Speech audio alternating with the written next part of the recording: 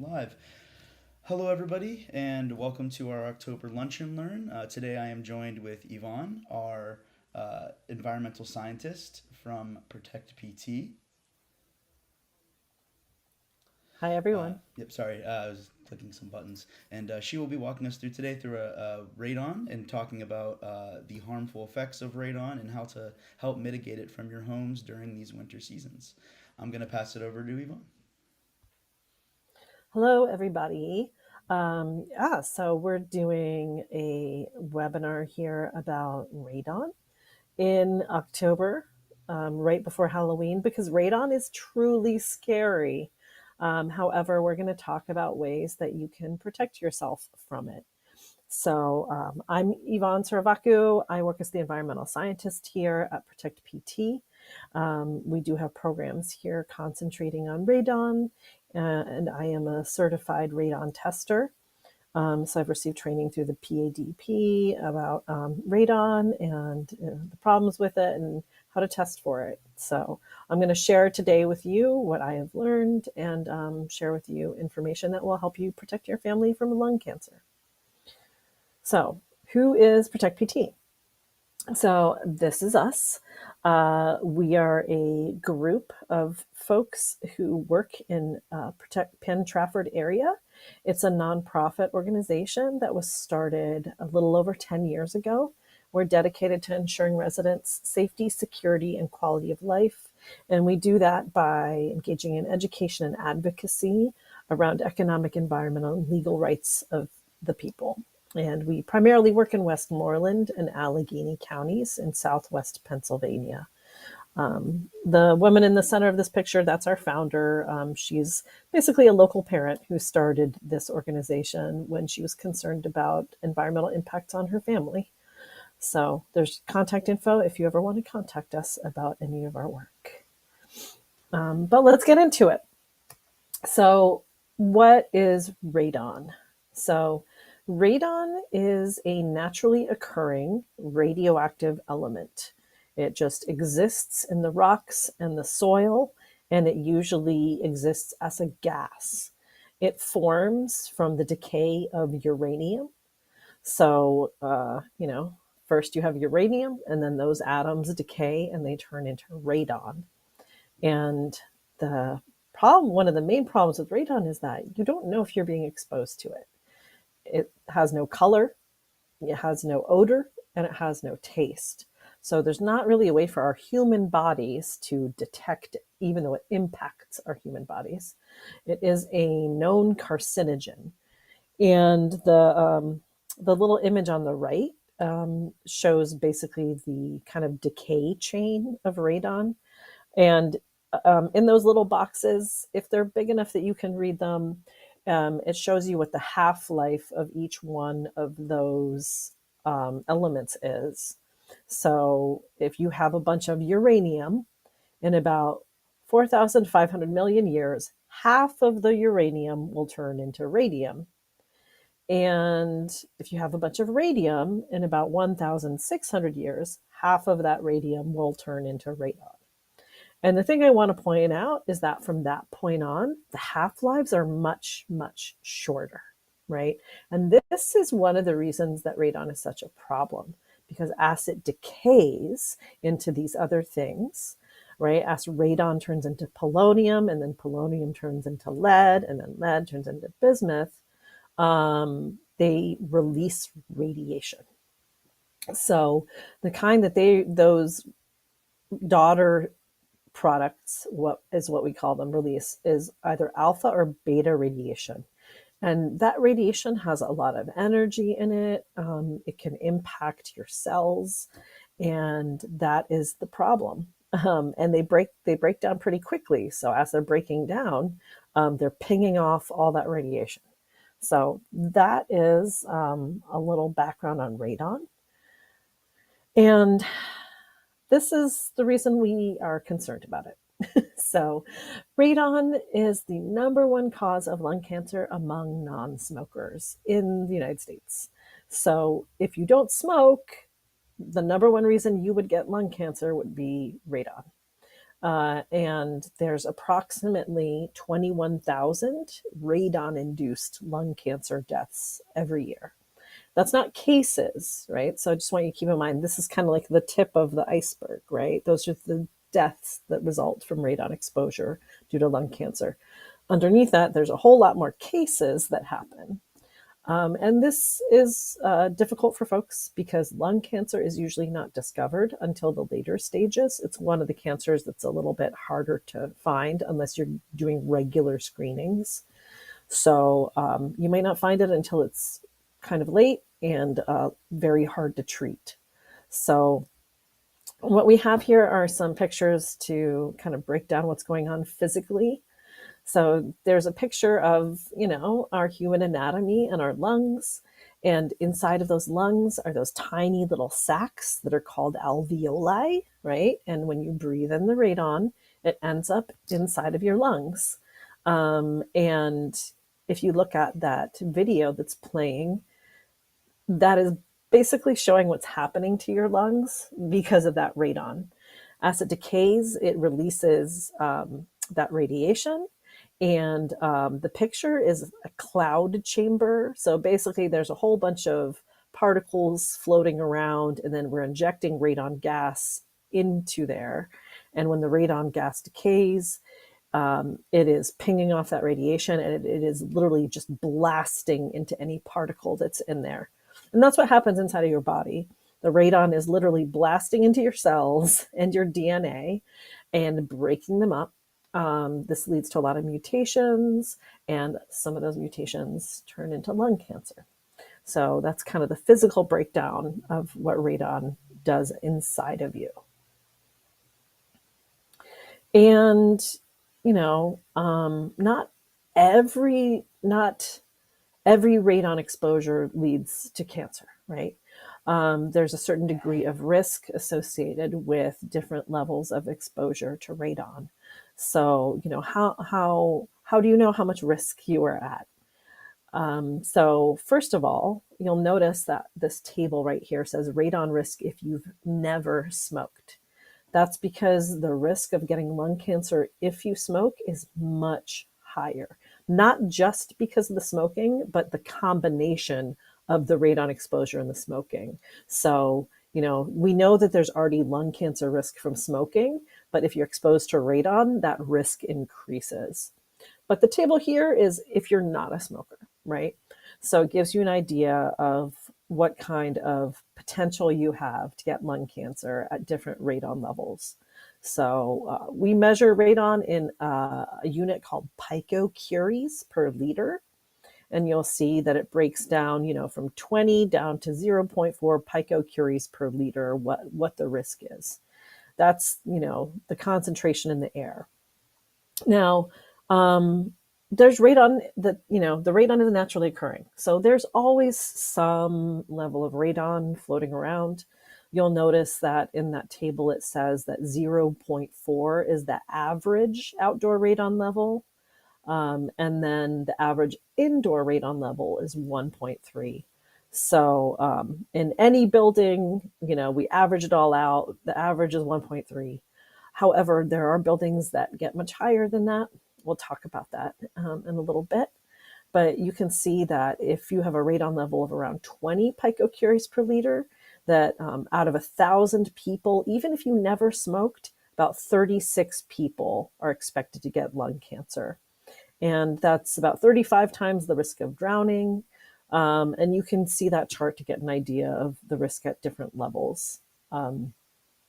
So and then that's if you're exposed to that level over a lifetime, right? So I want to address that there's different elements that affect your risk. Number one, how much of that gas is in the air? Number two, how much time do you spend in the place that has that concentration? And then, of course, number three, are you a smoker? So all of those things will affect your lung cancer risk. So how does radon get into buildings? Well, like we said, there's radon gas just in soil and rocks, and it enters our air and it enters our water. And it's mostly the air issue that is a problem, and it really can seep into any little crack in your home. It's a small gas. It doesn't need a big crack, so it enters through foundations and it can accumulate in our homes. So, this is any building, not just where you live, but workplaces, schools, offices, community centers. It doesn't really matter what kind of building they are. There's higher levels in, we have found, and there have been studies that have found, and you might be wondering, Protect PT as an organization, we focus a lot on the effects of fracking. Why do we pay attention to radon? Well, one reason is that there's several studies that have found that after fracking operations move into areas, the radon levels tend to get higher. So that is one of the reasons we pay attention to it, because we're in an area with a lot of fracking. Picture on the right shows some examples of how radon could move into your home, like all the kind of entry spots that it could use. And, I alluded to this before. What is considered a dangerous radon level? And in all truth, there's not a absolutely safe radon level, right? If there's radon, there's some risk of lung cancer. Of course, there's less risk with less radon. There's a standard that the EPA has developed, and this is that if it's above 4.0 picocuries per liter, they strongly advise that homeowners should mitigate the radon, should try to lower it. This isn't, a legal requirement, but this is a very strong recommendation. However, they also recommend that, maybe you should consider taking action if it's between 2 to 4 picocuries. I will say that these levels were developed with, they're sort of balanced against real estate market pressures. So, they're not entirely health-based advisory levels. So, the 2.2 to 4 picocuries per level, that 2 value is more in line with what the World Health Organization recommends. So that's more in line with, health, for health purposes. And, for, for perspective, in Pennsylvania, we have some of the highest levels of radon in the world. In our basements, the average is 7, and on our first floors, because it tends, this is not always the case, but it tends to be a little less on the upper floors. Average radon level on the first floor in a Pennsylvania home is 3.5. So you can see that those average levels are concerning based on advisories that have been given. So let's talk about that a little bit more, just to put things in perspective for you all. So we are a hotspot. In Pennsylvania, your home is 6 times more likely to have a high level of radon than homes elsewhere in the United States, right? 6 in 15 homes have radon levels above 4. So, take a look at your block, count how many houses are there. If for every 15, there's an average of 6 that have a level that should probably be mitigated. So it can be confusing because lots of things influence radon levels. They can vary from home to home, which means that even if your level is low, your neighbor directly next to you or across the street from you could have a high level. It comes from the soil and gas, but there's all kinds of other things that affect how radon moves into our homes, including how our home is constructed. So many things. So don't take it for granted that just because a neighbor has a low level that you don't have a high level. You could have a high level. So just really want to point that out to folks. And another reason it's an issue in Pennsylvania is, I alluded to fracking and how they have found that fracking activity tends to increase radon levels. So I want to talk a little bit about the Marcellus Shale, which is the geologic layer of rocks that is usually fracked in our area. It's a highly radioactive geologic layer. There's plenty of uranium 238 and radium 226, right? Those are the precursors to that gas we don't want to breathe in. There's plenty of that stuff in oil and gas waste. It's been found in the produced water. It's been found in the drill cuttings. Also, when they impound water, it's been found in the sediments. Also, soil at well pads after they've spilled stuff. Those have all measured high for those elements. And we refer to that material, all of those materials from the fracking process that have those elevated radioactive elements. We refer to it as T norm. We call it technologically enhanced naturally occurring radioactive material because it's naturally occurring, but it was isolated somewhere where we were not exposed to it, right? Over 1,000 feet under the ground. Until through technology, we retrieved it, we exposed it to the air, we put it in the human environment, right? So that's T norm. And that chart on the right gives you an idea of the levels of radioactivity that have been found in different material from the Marcellus Shale. So you can see it's in the level of the thousands of picocuries per liter, which is much more than what we want to breathe in. Also, as a note, the US EPA does have a drinking water limit for radon, and that's 5 picocuries per liter.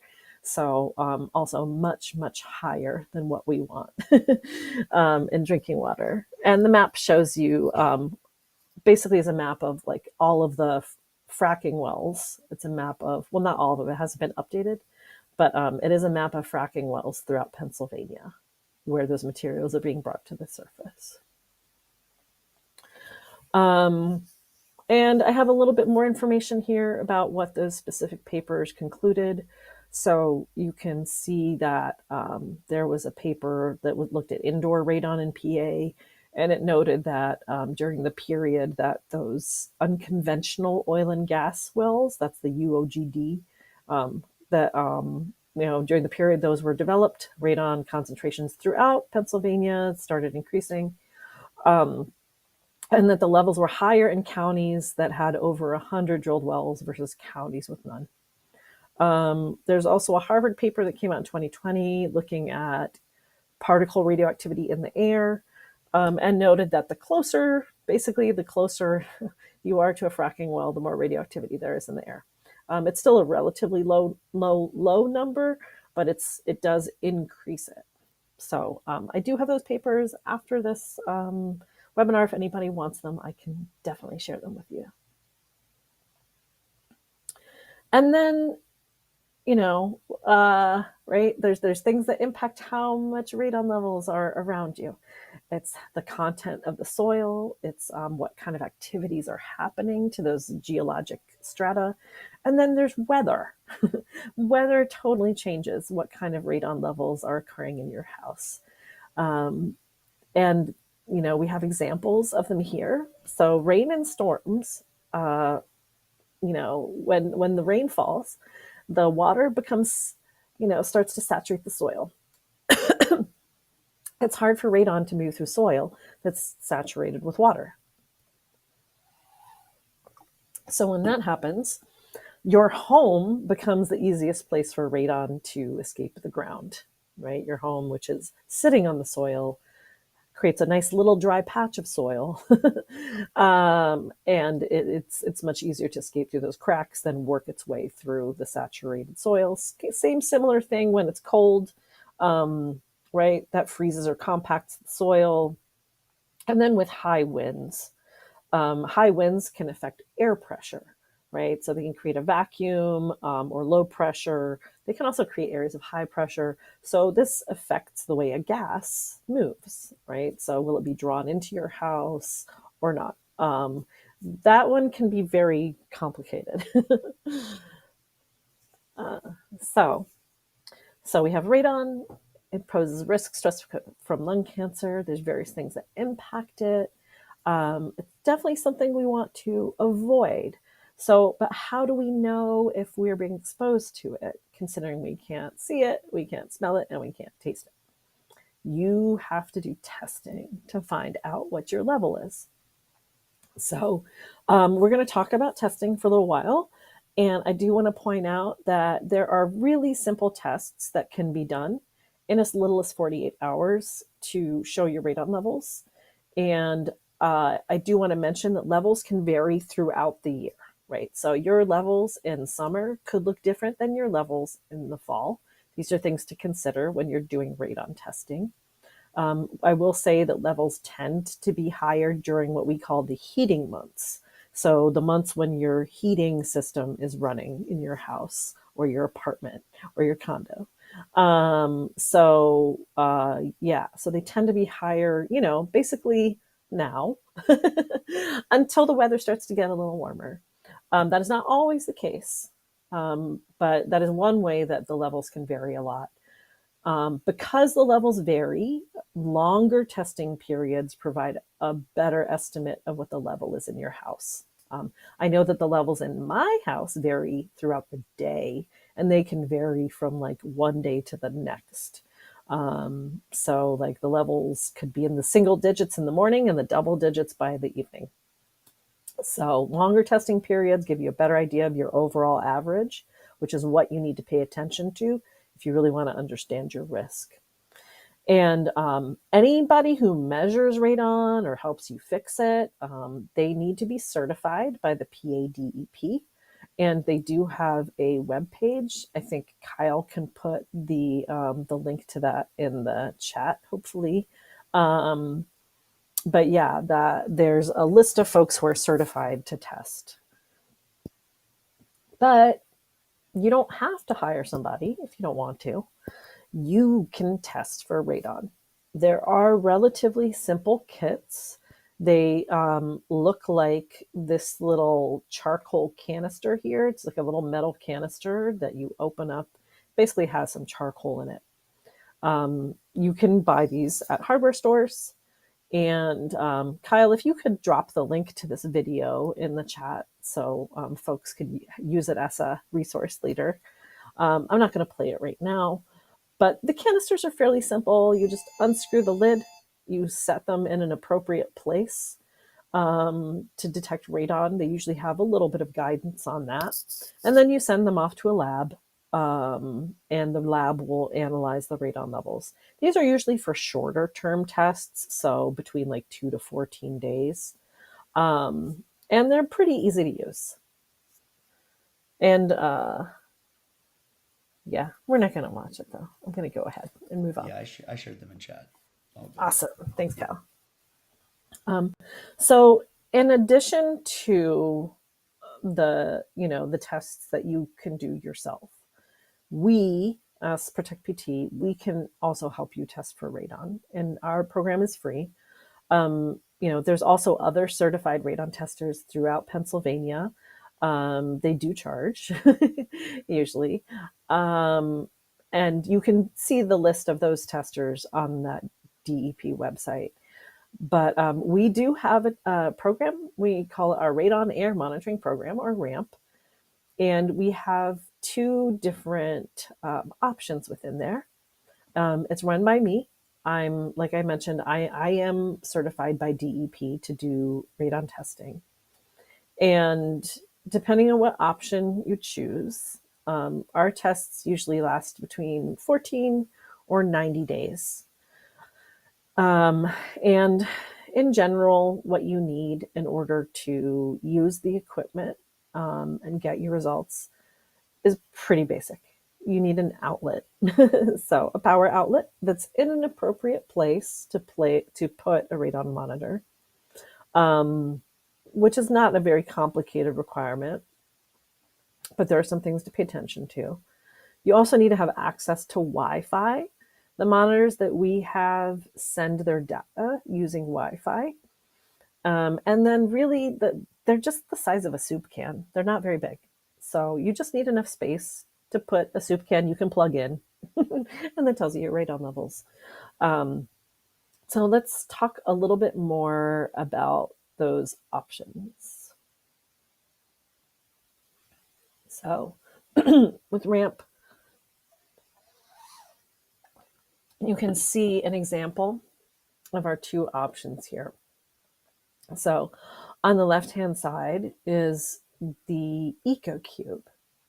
That one you can borrow. Uh, Essentially, it's just a piece of equipment that we make available for you to use at your home. And we make that available throughout Westmoreland and Allegheny County. We would coordinate, getting that monitor to you. Sometimes that means me dropping it off. Sometimes we mail it. And it is a high quality monitor, but it is consumer grade. It's not a professional grade monitor. It's fairly easy to use. You actually take it and install it at your house, and that is actually the EcoCube in the picture. That little square box that you see sitting on the white table, that is the EcoCube. You can see it's not very big. So you need to plug it in, connect it to your Wi-Fi, and you can run it for a while. We ask that, from when you get it to when we get it back, that takes about 45 days.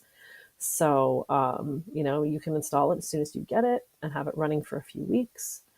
And you can see the person in the picture is looking at their phone because the EcoCube sends data to a cloud and then you can access it using an app. And it's really nice because you could be in a completely different state even, and you could just look on the app and see what your radon levels are at the moment. It gives you radon levels every hour. That's like how frequently it'll send, take a measurement. But, it's that long grade average, that long term average to pay attention to. But you can view the levels, it'll graph it for like a day, a week, a month. It'll show you how it changes over those time periods. So it's a nice tool. You also can save the data and save the graphs for future reference. So that's the one that you borrow from us and you put in. The other option is to get a radon eye test. So you can see an example of the radon eye monitor there. It's also not very big. It's that little round white one. Those ones we have a smaller service area for because it's a professional grade monitor and it needs to be installed by me. So it needs to be, operated by a DEP certified individual. And so that one, I actually need to set up a time to install. I'd come to your place, install it. We run that test for a shorter period of time, so 14 days. That's because we have a limited number of those and we want to keep them in rotation. 14 days is, I will say, is still a nice period of time to run a test because it's 2 weeks worth and it'll give you an idea of how your radon levels fluctuate throughout the week. And the reason that is nice is because your activity in the house affects your radon levels. Since radon movement is impacted by air pressure changes and how you're heating your home, like just think about all the things you do in your house that, impact those things. So, one thing I've been telling people lately is if you plan on hosting Thanksgiving dinner at your house, that might not be a good time to run a radon eye test because you're going to be running your oven a lot and that's going to change how air moves in your house and the air pressure in your house, also having so many people in there. So just an example. So so a 14-day test, right?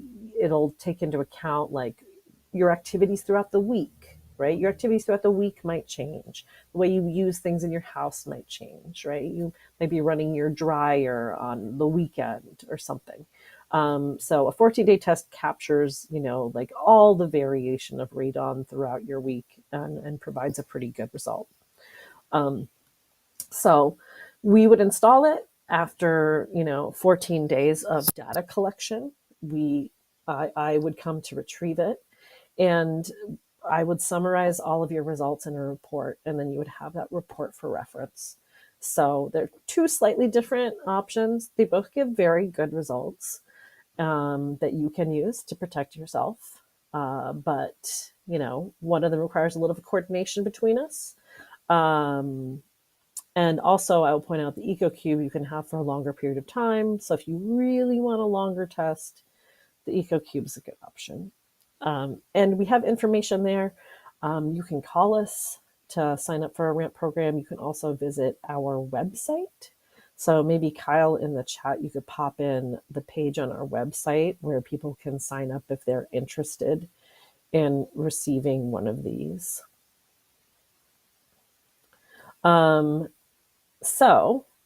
If you do end up borrowing an EcoCube, or even if you get like a charcoal canister from somewhere, there's things, as I mentioned before, that you want to pay attention to in terms of placing your test or your monitor. And this is an example of things you need to pay attention to. Like I said, it's not very complicated, but sometimes it's a bunch of different things to weigh and evaluate in a room. So because radon comes from the ground, from soil, from rocks, it's really best to measure it at the lowest level of your home. And this is, when we say the lowest level, we mean finished level. If you have a dirt basement, like a crawl space that nobody's ever going to live in, or you're never going to finish it, don't measure that area. Measure like I've seen a lot of folks have maybe like a half finished basement, and in half of that basement that's finished, they have like a computer room or a family room or a workout room or whatever. That is a place you would definitely want to put your test or your monitor. We try to avoid humid areas.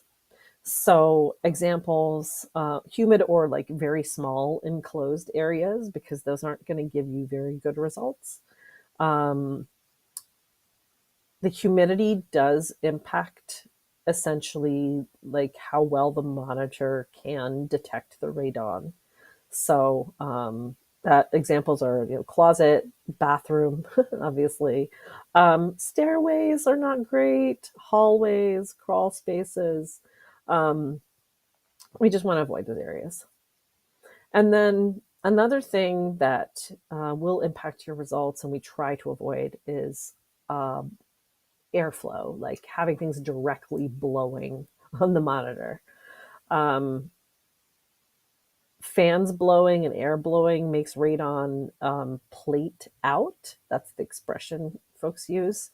So if you have it sitting directly by a fan that's blowing on it, or say an AC vent in your house is right above the monitor and it's blowing towards it, or a dehumidifier, right? This is something I've seen in a lot of Pennsylvania basements, right? We have some damp basements, so people run their dehumidifiers, and you have to place it away from the dehumidifier so that it is not blowing on the tester. So that's a common issue. There's other things to pay attention to that you can see in this diagram. It gives you a general idea of how far you want it above the floor, not wanting it directly against the wall, also being a little bit further away from any potential openings, right? Like if you have a drafty window, you don't want to place it near a drafty window. And if you borrow an EcoCube from us, there's a little diagram to help you remember those things. Another thing, which is kind of like an oddball issue to pay attention to, but will affect your readings, is you need to avoid natural stone. So, do you have a granite countertop? Don't put it on there. If you have a stone fireplace, don't put it on there. If you have a pool table, don't put it on there. That's because that natural stone does have a low level of radiation. And so it's going to falsely get a higher reading because it thinks it's reading radon, but it's not. And those things are not dangerous. I just want to point that out. This is not to say it's dangerous, but it will interfere with the results of your test. So you want to avoid that natural stone. And say you do borrow the EcoCube. This is an example of what the app interface looks like. As I mentioned, you can check your results from your phone. So you can view radon levels in your home at any time, and you can save that data in those graphs. And you can see on this picture, it shows, right, the upper, that 8.5 number, that is like the latest hourly reading. Okay. And so that's high, but that's just 1 hour of reading. So the thing to really pay attention to is that longer term average, right? So if you look at the bottom of the screen, it shows that they're graphing a month's worth of readings. And that monthly average is still pretty high, right? The magic number to remember is 4. That's the EPA guideline. And the monthly average here is 7.6. So just want to stress, if you do borrow an EcoCube, the hourly readings can sometimes look pretty alarming because levels vary throughout the day. Make sure you look at the longer term average to really understand your risk. But I like that it gives you hourly readings because you can see how it varies throughout the day. Because maybe it's really high at times that nobody's in the house. It kind of helps you get a better idea of when you're most at risk.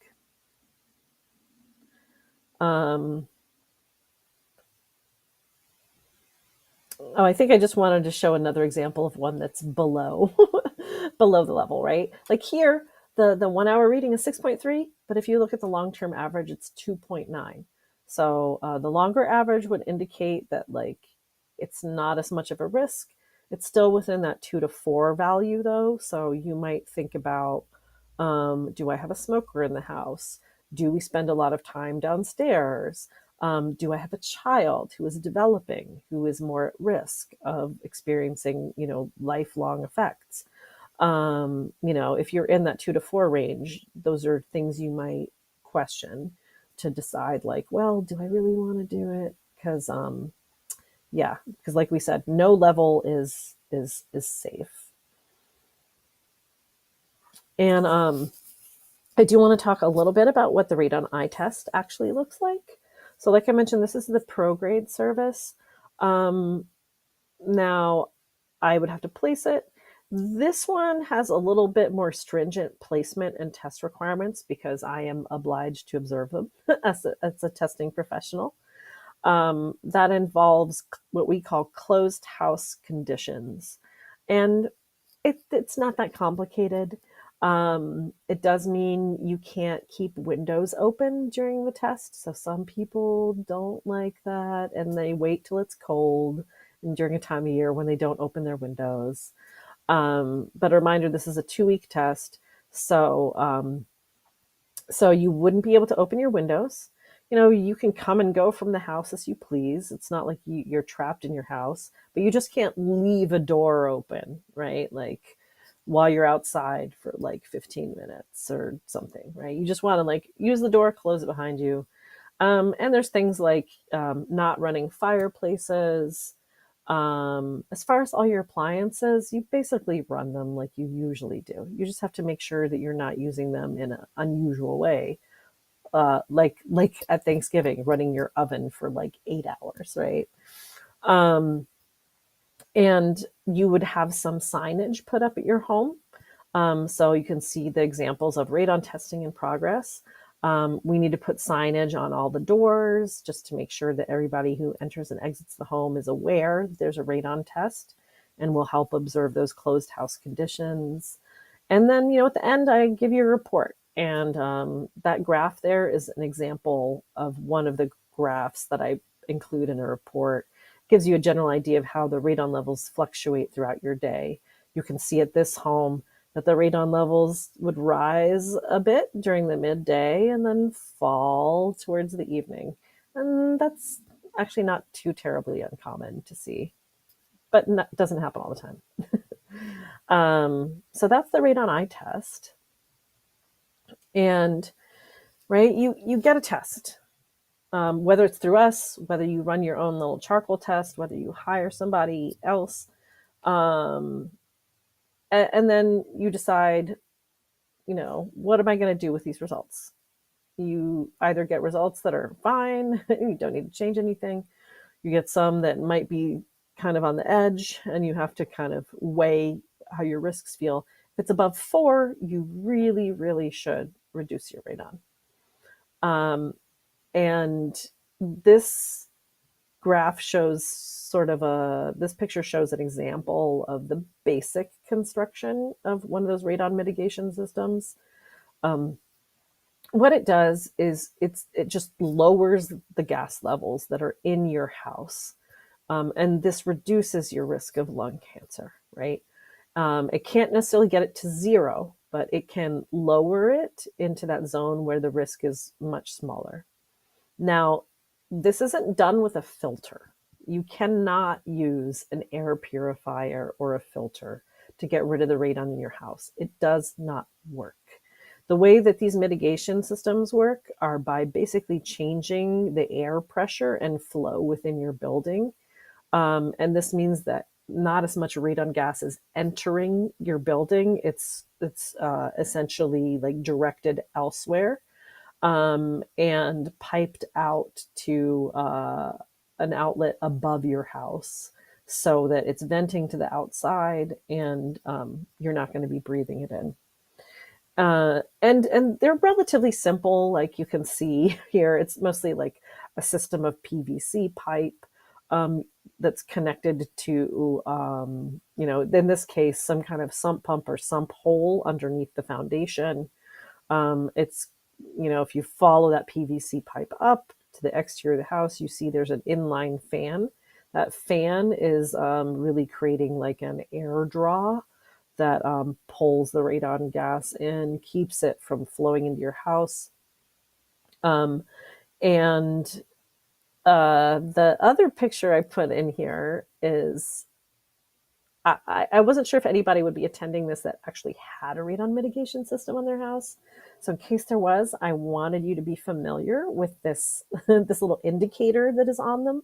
If you have a thing in your house that has this like U-shaped indicator on it, it's probably a radon mitigation system.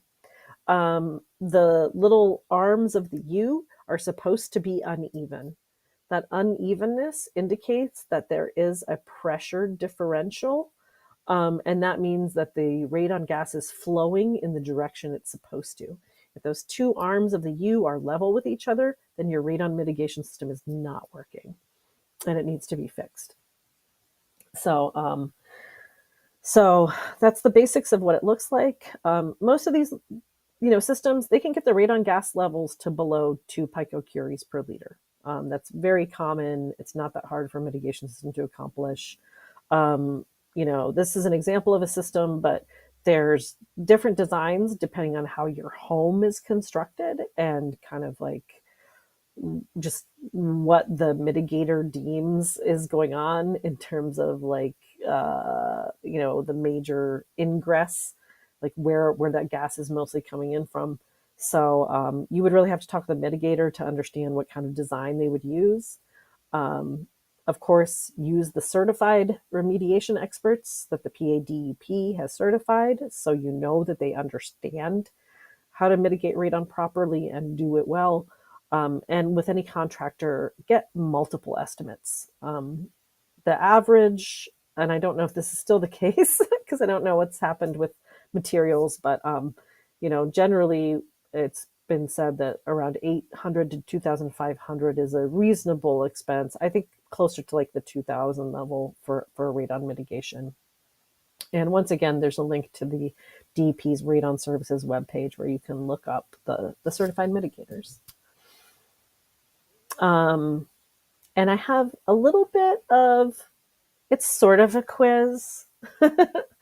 Some of these I did not discuss, but I think they're important points that I wanted to leave you with today. And then we'll have a little bit of time for questions. So, fact or fiction? Um, let's just look at these. Radon has a strong and pungent odor. Is that true or false? Um, and then, is radon the number one cause of lung cancer in non smokers? The pets and children are more susceptible to the effects of radon because of their breathing rates. I didn't talk about that one. So think about that and see what you think. Also, radon is located so deep underground that it is harmless. You probably know the answer to that now. I didn't talk about this. You only have to test for radon once. I wonder if that's true. And then radon comes from rocks, soil, and groundwater.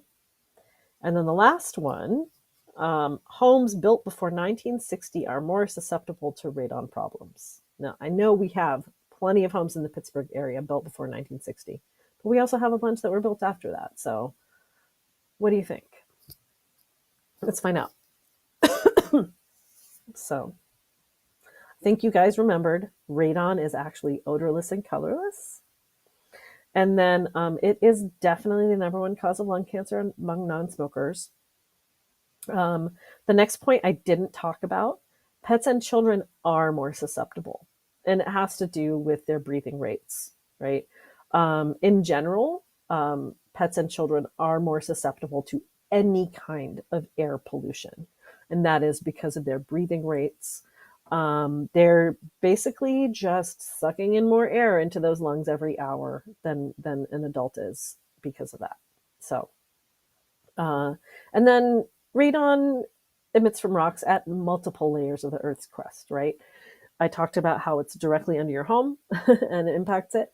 But also, we know that the Marcellus Shale has a lot of radon in it, right? So, radon occurs at various geologic layers throughout the Earth, including the ones that our house is sitting on. And then you should test for radon repeatedly, not just once. I mentioned how there's lots of factors that can influence radon. One thing I didn't talk about was that in Pennsylvania, we have a long history of mining. And so we have this like underground network of caverns and, all kinds of stuff. Things shift around. So, like, that could definitely influence how radon is moving, like pockets of radon are moving underground. Um, so really every 5 years they recommend. And like those 5 years, it could actually have something to do with like your house that changed too, right? Um, One thing I did not mention is that if you do a home remodel, if you change anything in your house, like a major remodel, not just like, changing paint colors and stuff, but if you like structurally change anything, or if you change your HVAC system or anything like that, it's a good idea to test your radon levels to see if they've changed. But in general, every 5 years is recommended, right? Because if anything changed it, they might have been high for a little while, but if you test every 5 years, you won't have gone many years with exposure to that high level. So every 5 years is a good rule of thumb. Definitely comes from rocks, soil, and groundwater, right? Like you could have radon in your, right, when you take a shower, that water might be off gassing radon. That is a little bit less of an issue because radon, when it's in water and it's like humidified like that, a smaller fraction of it ends up in the air than if it's just like coming in from the ground. So that is good to know. And then all homes, despite their age, are susceptible to radon problems, right? Does not matter. Just because your home is not very old does not mean it doesn't have a radon issue. The only way you can tell is by testing. I will say one thing that is good is that as we've learned more about radon, we've sort of reevaluated how to build homes. And so some newer ones, and I know that some around here in Southwest Pennsylvania are being built with what they call like radon resistant. They're built to be radon resistant, which means they usually they have a passive radon mitigation system in. So it looks very similar to that picture I shared with you earlier, but it might not have the fan in it, just like the piping. Um, like a lot of houses essentially are built so that if you do detect a radon problem and you need to mitigate it, it will be easier, right? Um, Essentially, like they're constructed in a way that putting in the infrastructure that radon mitigation system won't be as hard, which is nice because it usually involves doing something under your foundation, like in the soil or the rocks that are like subsurface to your foundation. So all homes are susceptible, right? It does not depend on age, but some homes are more equipped to address the problem than others, I will say. Like I did a test for somebody a while ago. They had a passive system in, but it wasn't doing enough. So essentially, what they needed to do was contact a mitigator and get that mitigator to install a fan in the system to make it an active system. So that was a very easy fix. So yeah, I think that is everything that I had for you guys. So I just had a recap here for the main points. So radon is important for your health. It's naturally occurring. It leaks from the ground into buildings, especially in Pennsylvania. It's the leading cause of lung cancer in non-smokers, including pets. I mean, I don't know how many of your pets are smokers. I'm guessing they're not. And testing is a simple and widely available process. We have free options ourselves to do testing. There's other options available to you, and they can be reduced by simple mitigation levels, by simple mitigation measures. So you can prevent lung cancer, which I think we can all get behind.